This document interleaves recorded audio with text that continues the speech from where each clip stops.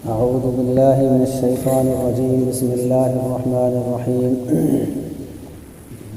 وبشر الذين آمنوا وعملوا الصالحات أن لهم جنات تجري من تحتها الأنهار كلما رزقوا منها من ثمرة رزقا قالوا هذا الذي رزقنا من قبل وأتوا به متشابها ولهم فيها أزواج مطهرة وهم فيها خالدون. اس سے پہلے تذکرہ چل رہا تھا توحید اور رسالت کا. اس سے پہلے توحید کو ثابت کیا گیا تھا کہ اللہ تعالیٰ ایک ہے اور اسی کی عبادت کرنی چاہیے. اسی طریقے سے آپ صلی اللہ علیہ وسلم اللہ کے سچے رسول ہیں اور دلیل یہ ہے کہ ان پر کتاب نازل ہوئی ہے. اگر تم اس کو انسانی کلام سمجھتے ہو تو اللہ کی طرف سے چیلنج تھا. اللہ کے نبی صلی اللہ علیہ وسلم نے ایسے مخالف ماحول میں چیلنج کر کے دکھا دیا کہ اگر تم اس کو اللہ کا کلام نہیں سمجھتے، میرا کلام سمجھتے ہو تو اس جیسا کلام بنا کر لے آؤ. اور آج تک کوئی بنا کر نہیں لایا. یہاں تھوڑی سی بات رہ جاتی ہے کہ اعتراض یہ ہو سکتا ہے کہ ہو سکتا ہے ان لوگوں نے بنایا ہو اور ہم تک نہ پہنچا ہو، چونکہ 1400 سال کا زمانہ گزر گیا. تو ہو سکتا ہے کسی نے بنا کر پیش کر دیا ہو اور کتابوں میں اس کا ذکر نہ ہو. تو یہ اگر آدمی تھوڑی سی عقل لگائے گا، غور و فکر کرے گا تو یہ بات بھی سامنے آ جائے گی کہ ایسا نہیں ہے. اس لیے کہ اس وقت مسلمانوں کی تعداد گنتی کی تھی. جب مسلمانوں کی ساری باتیں اب تک ہم تک پہنچ چکی ہیں تو کافر تو بہت زیادہ تھے. اگر کوئی بنا کر پیش کر دیتا ایک آیت دو آیتیں اس جیسی تو ضرور بھی ضرور ہم تک پہنچ جاتی ہیں. اس لیے کہ ان لوگوں کی تمنا تو یہ تھی کہ قرآن مٹ جائے اور ہم مسلمان سارے کے سارے ختم ہو جائیں. تو اتنے گنے چنے مسلمانوں کی تمام باتیں اور یہ چیلنج ہم تک پہنچ گیا تو کیا قرآن کریم کے مطابق اگر وہ لوگ قرآن کریم جیسا کلام بنا کر پیش کر دیتے تو کیا وہ ہم تک نہیں پہنچتا؟ چونکہ طاقت تو ان کے پاس تھی، ساری کی ساری اسباب ان لوگوں کے پاس تھے. تو ایسا نہیں ہے کہ ان لوگوں نے کلام بنایا ہو. مسلمان تو ایسا عقیدہ رکھ ہی نہیں سکتا کہ ان لوگوں نے بنایا ہو ہم تک نہیں پہنچ سکتا، اس لیے کہ قرآن کریم خود کہہ رہا ہے کہ تم لوگ بنا نہیں سکتے. آئندہ کے لیے بھی چیلنج کر دیا. لیکن کوئی کافر کہہ سکتا ہے، اور کافر کو ہم کس طریقے سے جواب دیں گے؟ اس کا طریقہ ہے یہ کہ اس طریقے سے جواب دینا ہے کہ تم لوگوں کی تعداد بہت زیادہ تھی، تو جب مسلمانوں کی بات اب تک ہم تک پہنچ گئی تو تمہاری بات کیسے چھپی رہ جاتی ہے؟ تو اس سے پہلے قرآن کریم میں کافروں کا تذکرہ تھا، اور میں نے پہلے بتایا تھا کہ جہاں کہیں کافروں کا تذکرہ ہوتا ہے تو اللہ تعالیٰ مسلمانوں کا بھی تذکرہ کرتا ہے. اسی طریقے سے اگر کہیں پہلے مسلمانوں کا تذکرہ ہے تو پھر کافروں کا تذکرہ کر دیتا ہے. تو اب یہاں سے ایمان والوں کا تذکرہ ہے کہ جو لوگ ایمان لائے ان کے لیے خوشخبری کیا ہے. تو اس آیت کے اندر اللہ تعالیٰ بیان فرما رہے ہیں اور اللہ کے نبی صلی اللہ علیہ وسلم کو خطاب کر کے فرما رہے ہیں وَبَشِّرِ الَّذِينَ آمَنُوا وَعَمِلُوا الصَّالِحَاتِ. آپ ایمان والوں کو، آپ ان لوگوں کو جو ایمان لائے اور نیک اعمال کیے، آپ خوشخبری سنا دیجئے، بشارت دے دیجئے. کس بات کی؟ کہ اس بات کی کہ ان لوگوں کے لیے ایسے باغات ہیں، ایسی جنتیں ہیں جن کے نیچے سے نہریں جاری ہوں گی، بہتی ہوں گی. کلما رزقوا منها من ثمرات رزقا.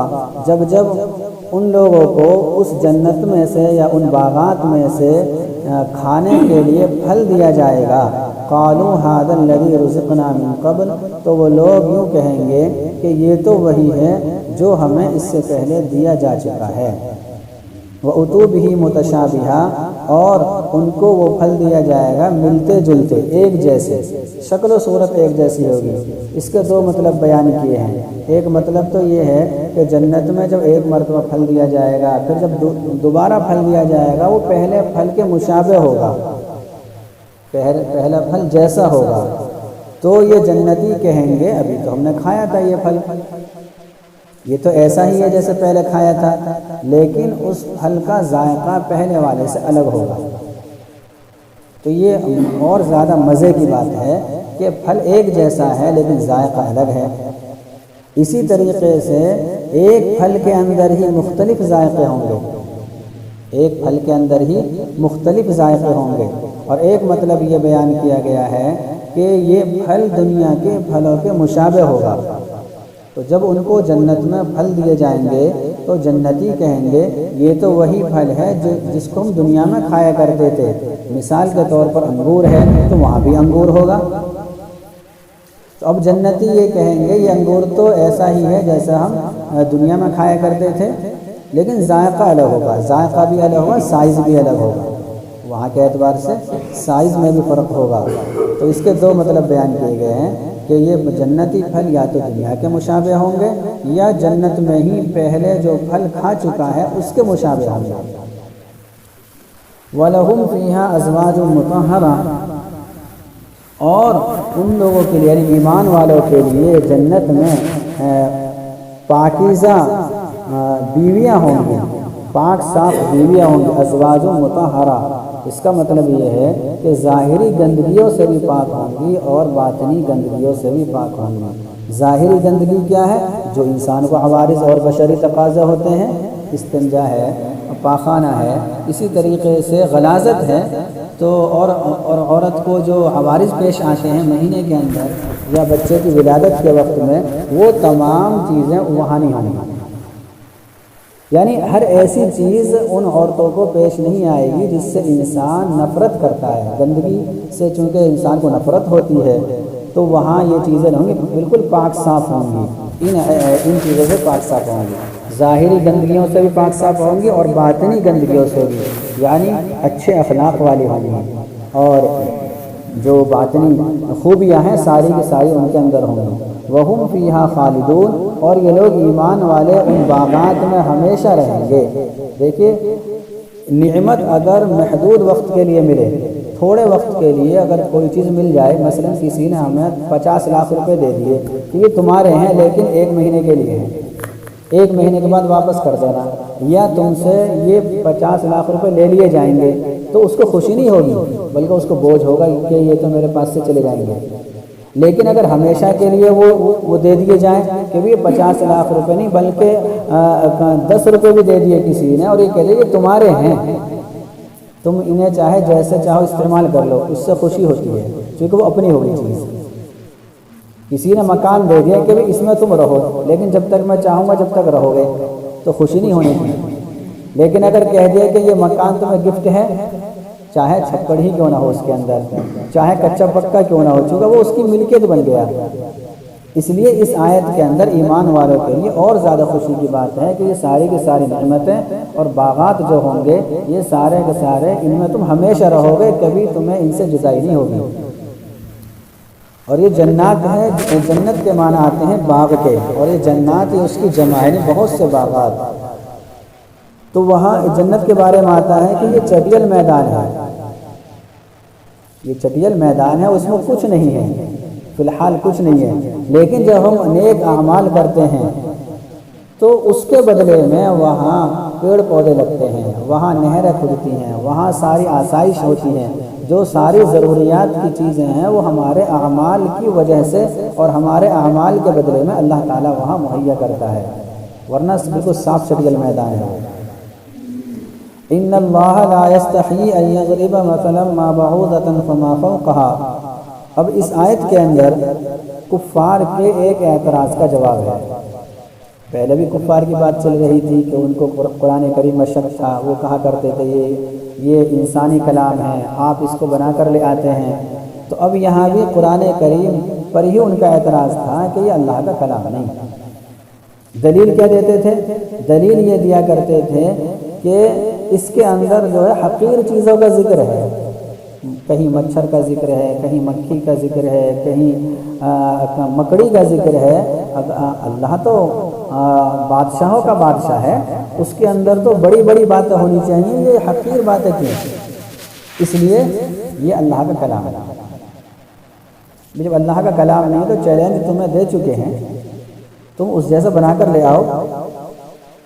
لیکن ان کا یہ کہنا یہ تھا کہ چلو ٹھیک ہے، ہم چیلنج کو قبول نہیں کر سکتے، ہم بنا کر نہیں لا سکتے، لیکن اس میں تو عجیب عجیب چیزیں ہیں، حقیر چیزوں کا ذکر ہے تو اللہ کا کلام کیسے ہو سکتا ہے؟ تو اللہ تعالیٰ کو شرم نہیں آتی کیا؟ نعوذ باللہ، ان کا اعتراض یہ تھا۔ اب یہاں اعتراض کا جواب دیا جا رہا ہے، اس کا خلاصہ یہ ہے کہ جیسی چیز ہوتی ہے اس کو ایسی ہی مثال سے سمجھایا جاتا ہے۔ دنیا حقیر ہے، ذلیل ہے، اب دنیا کو سمجھانے کے لیے کوئی بڑا کلام نہیں کیا جائے گا، حقیر چیز ہی سے اس کو سمجھایا جائے گا، تبھی بات سمجھ میں آئے گی۔ دنیا کے اندر بھی دیکھتے ہیں، کوئی اگر بات ہمیں سمجھانی ہو، بات تو ہے یعنی بہت چھوٹی اور بہت زیادہ ذلیل چیز ہے، وہ اس کی کوئی ویلیو نہیں ہے، اس کو ہم مثال سے سمجھا رہے ہیں، بہت اعلیٰ درجے کی مثال دے کر، تو ہر کوئی کیا کہے گا، یہ پاگل ہے، اس کو بات کرنی نہیں آتی۔ تو اللہ تعالیٰ جو مکھی اور مچھر وغیرہ کا ذکر کر رہا ہے، اللہ تعالیٰ حقیر چیز کو سمجھانا چاہ رہا ہے، اور حقیر چیز کو حقیر چیز سے ہی سمجھایا جاتا ہے، تو اس میں شرم کی کیا بات ہوگی؟ بلکہ اگر اللہ تعالیٰ حقیر چیز کو اعلیٰ درجے کی چیز سے سمجھاتا، یہ عیب کی بات ہو جاتی، اور اللہ تعالیٰ ہر عیب سے پاک ہے۔ اور یہ جو شبہ کرتے ہیں، آگے بتایا، یہ شبہ کرنے والے کافر ہیں، ایمان والوں کو شبہ نہیں ہوتا ہے۔ بے شک اللہ تعالیٰ نہیں شرماتے ہیں اس بات سے کہ وہ کسی مچھر کی مثال بیان کریں یا اس سے حقارت میں بڑی ہوئی چیز کے ذریعے سے مثال بیان کریں، اللہ کو کوئی شرم نہیں آتی ہے۔ فَأَمَّا الَّذِينَ آمَنُوا فَيَعْلَمُونَ أَنَّهُ الْحَقُّ مِنْ رَبِّهِمْ، بہرحال وہ لوگ جو ایمان لے آئے تو وہ لوگ جانتے ہیں کہ یہی حق ہے ان کے رب کی طرف سے، یعنی جو اللہ تعالیٰ نے کہہ دیا وہ صحیح ہے۔ آمنا صدقنا، ہم نے دل سے مان لیا، ہمیں دلیل کی بھی ضرورت نہیں۔ وَأَمَّا الَّذِينَ كَفَرُوا، اور جو لوگ جن لوگوں نے انکار کیا اور کفر کیا، تو وہ لوگ کہتے ہیں ماذا اراد اللہ بہذا مثلا، کہ اللہ تعالیٰ نے اس مثال سے کیا ارادہ کیا ہے، اللہ تعالیٰ کا اس مثال سے کیا مقصد ہے کہ کہیں مچھر کا ذکر ہے، کہیں مکھی کا ذکر ہے، یعنی حقیر چیزوں کا ذکر کر کے اللہ تعالیٰ کا کیا مقصد ہے؟ یہ تو اللہ کا کلام ہے، بڑی بڑی باتیں ہونی چاہیے، تو یہ چھوٹی سی بات کیسے آ گئی اس کے اندر؟ یضل بہ کثیرا ویہدی بہ کثیرا، اللہ تعالیٰ اس کلام کے ذریعے سے بہت سے لوگوں کو گمراہ کر دیتے ہیں، یعنی جو قرآن کریم کے احکامات پر عمل نہیں کرتا ہے اور قرآن کریم کا انکار کرتا ہے، تو یہ قرآن کریم اس کی گمراہی کا سبب بن جاتا ہے۔ وَيَهْدِي بِهِ كَثِيرًا، اور بہت سے لوگوں کو اللہ تعالیٰ اس کے ذریعے سے ہدایت کرتے ہیں، یعنی جو قرآن کریم کو مانتا ہے اور اس پر عمل کرتا ہے تو اللہ تعالیٰ اس قرآن کریم کے ذریعے سے اس کو ہدایت بھی دے دیتے ہیں۔ وَمَا يُضِلُّ بِهِ إِلَّا الْفَاسِقِينَ، اور اللہ تعالیٰ اس کے ذریعے سے صرف کافروں کو ہی گمراہ کرتے ہیں، مسلمانوں کو نہیں۔ یہاں فاسقین سے مراد کافر ہے۔ ایک فاسق ہم بولتے ہیں عام طور سے اس شخص کو جو گناہ کرتا ہو، گناہ گار ہو، فقہا کی اصطلاح میں اور فقہا کے یہاں فاسق اس شخص کو کہا جاتا ہے جو گناہ کبیرہ کرتا ہو یا گناہ صغیرہ پر اصرار ہو اس کا، یعنی مستقل گناہ صغیرہ کر رہا ہے تو اس کو کہتے ہیں فاسق۔ ایک ہوتا فاجر، فاجر کہتے ہیں جو کھلم کھلا گناہ کرتا ہے، جو کھلم کھلا گناہ کرتا ہے اس کو کہتے ہیں فاجر۔ لیکن قرآن کریم میں فاسقین سے مراد، فاسق سے مراد عام طور سے کافر ہی لیا گیا ہے۔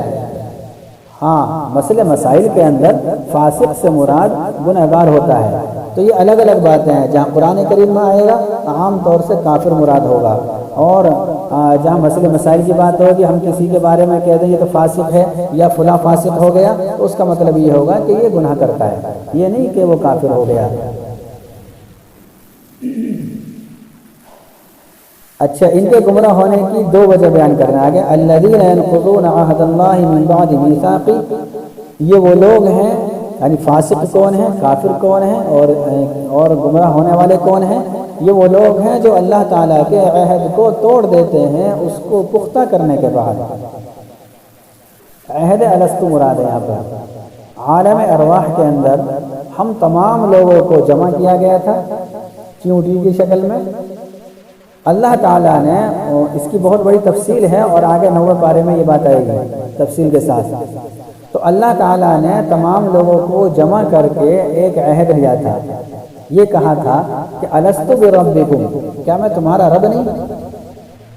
تمام لوگوں نے اس وقت جو موجود تھے، جو دنیا میں آ گئے یا دنیا میں قیامت تک آئیں گے، تمام انسانوں نے یہ کہا تھا بلا، کیوں نہیں، آپ تو ہمارے رب ہیں۔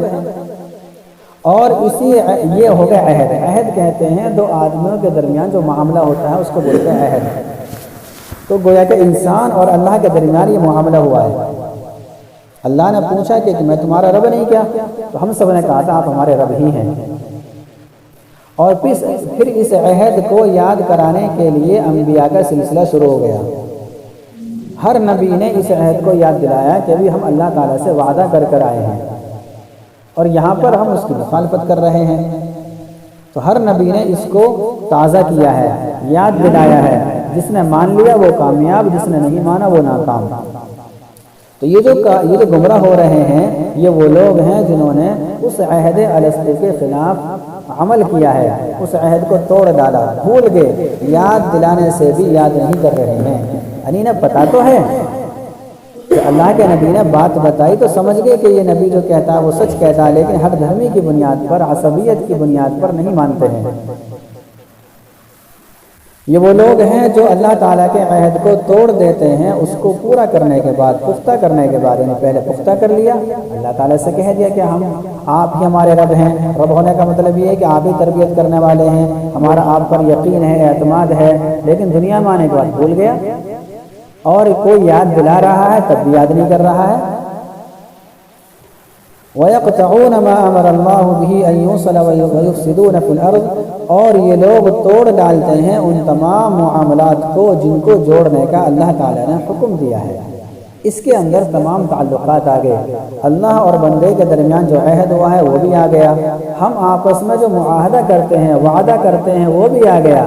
جو اگر کوئی وعدہ خلافی کرتا ہے تو وہ بھی غلط ہے، کافر تو ہے ہی ہے غلط، لیکن مسلمانوں کا یہ عمل بھی غلط ہے۔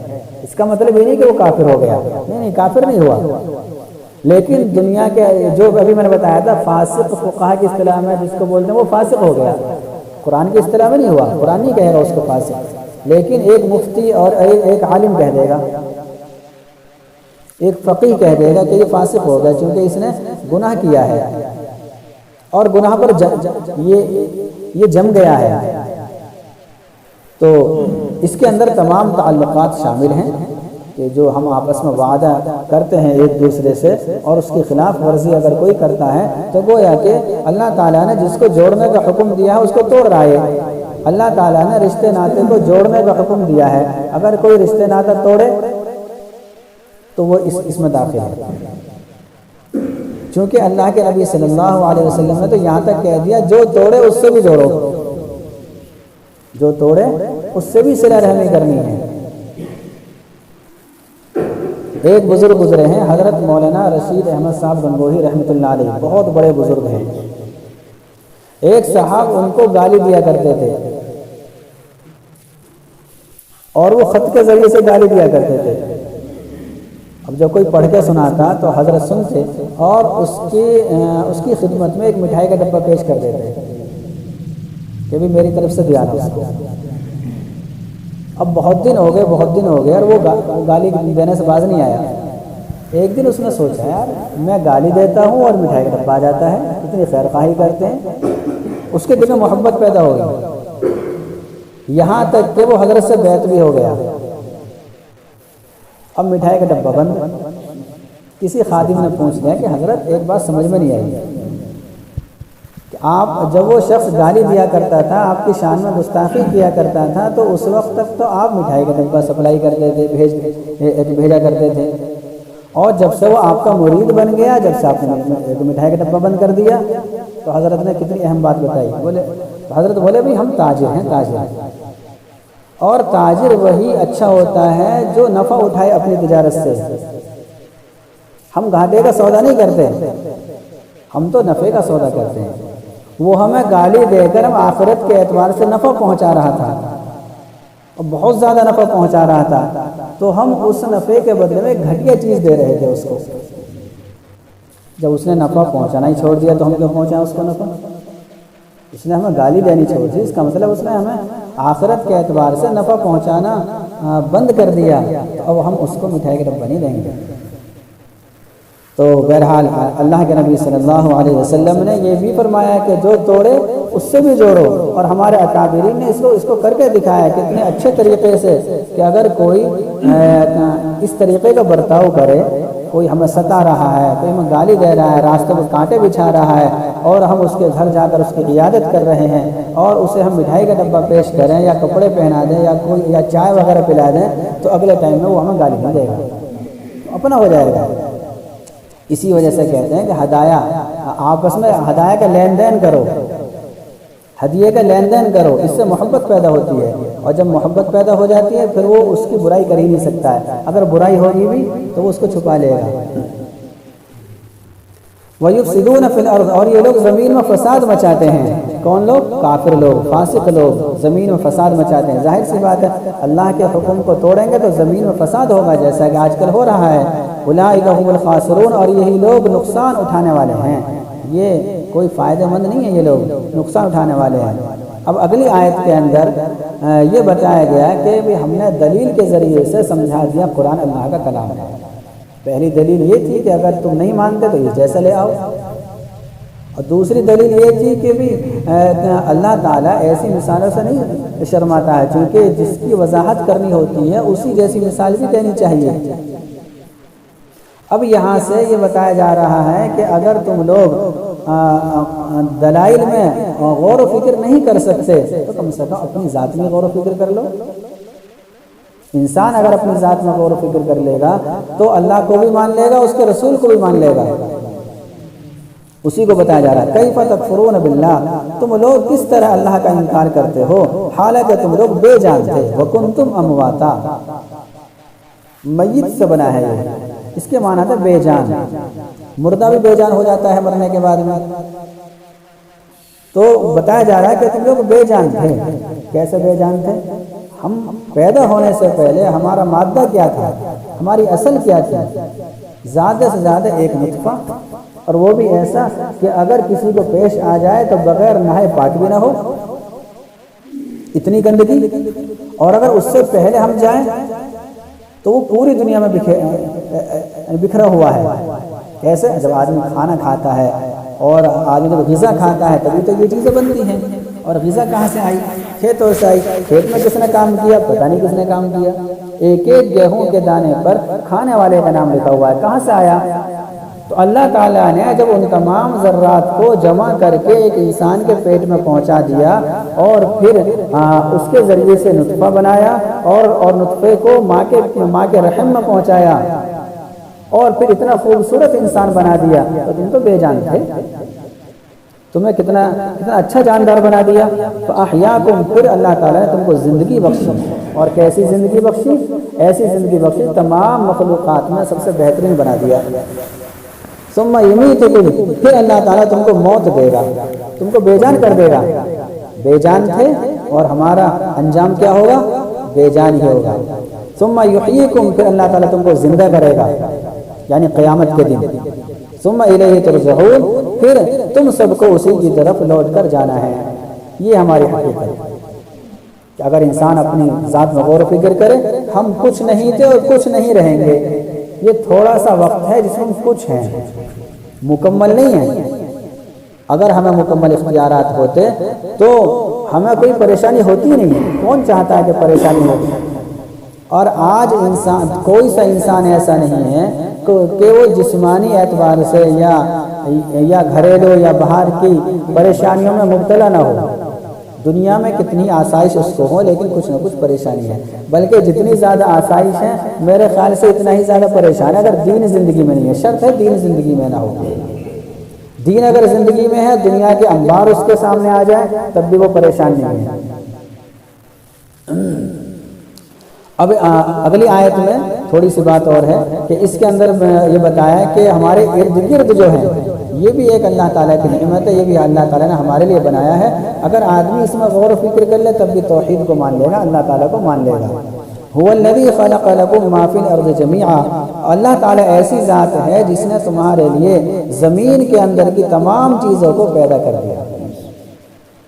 زمین کے اندر سے کیا کیا چیزیں ہوتی ہیں، ہمیں جتنی چیزوں کی ضرورت ہے ساری کی ساری چیزیں زمین سے پیدا ہوتی ہیں۔ کپڑے ہیں، اگر ان کی اصل میں جائیں گے تو اس کی بھی پیداوار زمین سے ہی ہے۔ لوہا ہے، لوہے کے ہم اوزار بناتے ہیں، بہت ساری چیزیں ہیں، یہ ساری کی ساری کہاں سے؟ زمین سے۔ لکڑیاں ہیں، ہمارے دروازے ہیں، یہ کہاں سے بنے؟ پیڑوں سے۔ پیڑ کہاں سے آیا؟ زمین سے۔ تو زمین کے اندر جتنی بھی چیزیں ہیں ساری اللہ تعالیٰ نے ہمارے فائدے کے لیے بنائی ہیں۔ وہ الذی خلق لکم ما فی الارض جمیعا، وہ ایسی ذات ہے جس نے تمہارے لیے زمین کی تمام چیزوں کو پیدا کر دیا۔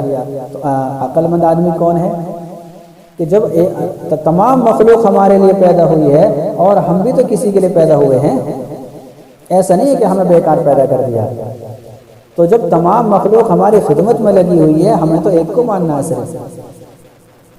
ثم استوى الى السماء، پھر اللہ تعالیٰ آسمان کی طرف متوجہ ہوا، یعنی پہلے زمین بنائی، اس کے بعد میں اللہ تعالیٰ نے آسمان کو بنایا۔ فسواہن سبع سماوات، اللہ تعالیٰ نے ان آسمانوں کو 7 آسمان بنایا۔ دیکھیے اللہ تعالیٰ نے یہ سارے کام 6 دن میں کیے ہیں۔ اتوار سے کام شروع ہوا ہے، اتوار اور پیر میں تو زمین کو بنایا ہے، اس کے بعد میں منگل اور بدھ میں بنایا ہے۔ یعنی زمین کے اندر جو چیزیں ہیں، پیڑ پودے اور خزانے، یہ منگل اور بدھ میں ہیں۔ اور اس کے بعد میں رہ گیا 2 دن اور، تو ان 2 دنوں میں بنایا ہے اللہ تعالیٰ نے آسمان کو۔ آسمان پہلے دھوئیں کی شکل میں تھا، اللہ تعالیٰ نے اس دھوئیں سے کہا کہ آسمان بن جا، زمین سے کہا کہ زمین بن جا۔ اللہ تعالیٰ کو صرف کہنے کی دیر تھی۔ اللہ تعالیٰ نے 7 زمین 7 آسمان 6 دن میں بنائے۔ اب کوئی اعتراض کر سکتا ہے جب اللہ تعالیٰ کو ہر چیز پر قدرت ہے تو 6 دن میں کیوں بنائے، فوراً ہی بنا دیتے۔ دیکھیے اس کا آسان سا جواب یہ ہے کہ بھی اعتراض کرنے والے کا کوئی سر پیر نہیں ہوتا ہے، وہ تو اعتراض کرے گا، جو ماننے والا ہوگا وہ یوں ہی مان جائے گا۔ لیکن اس میں حکمت ہے۔ حکمت یہ ہے تاکہ اللہ تعالیٰ اپنے بندوں کو یہ پیغام دے دیں کہ ہر کام میں جلد بازی نہیں ہونی چاہیے، سوچ سمجھ کر کام کرنا چاہیے، آہستہ آہستہ کام کرنا چاہیے، آہستہ آہستہ ترقی کرنی چاہیے۔ ورنہ اللہ تعالیٰ چاہتا تو 1 سیکنڈ میں سارے کام ہو جاتے، لیکن 6 دن کا وقفہ لگا ہے۔ اچھا 6 دن، یہ دن کا جو دار و مدار ہے یہ تو سورج سے ہے، سورج اور چاند سے ہے، اور اس وقت تو سورج چاند تھے ہی نہیں، تو یہ پھر دن کیسے؟ حالانکہ قرآن کریم میں ہے کہ اللہ تعالیٰ نے 2 دن میں زمین بنائی، پھر اس طریقے سے بنائی، یہ قرآن کریم آیت ہے یہ۔ تو پھر یہ دن کی مقدار کیسے؟ تو اس کا جواب آسان سا یہ ہے کہ اتنی مقدار میں بنایا، جتنے مثلا 24 گھنٹے کا ایک دن ہوتا ہے تو 24 گھنٹے میں تو 24 گھنٹے لگا کر اتنی مقدار لگی ہے، ورنہ دن کا جو اطلاق ہوتا ہے وہ تو سورج چاند سے ہی بنا ہے بعد میں۔ اور پھر اللہ تعالیٰ کے لیے کیا بھاری کہ وہ دن پہلے بھی بنا دے، کوئی حرج کی بات نہیں۔ ثم استوى الى السماء فسواهن 7 سماوات وهو بكل شيء عليم، اور اللہ تعالیٰ ہر چیز کو خوب جانتا ہے۔ تو ان آیتوں کے اندر پہلے تو ایمان والوں کو خوشخبری ہے، اور اس کے بعد میں منکرین قرآن کو جواب دیا گیا ہے کہ قرآن کریم اللہ ہی کا کلام ہے، کسی انسان کا کلام نہیں، کسی بشر کا کلام نہیں۔ اور رہی بات کہ اس میں حقیر چیزوں کا ذکر ہے تو یہ تو عقل کے خلاف نہیں، عقل کے مطابق ہے۔ اللہ تعالی ہم سب کو عمل کرنے کی توفیق نصیب فرمائے۔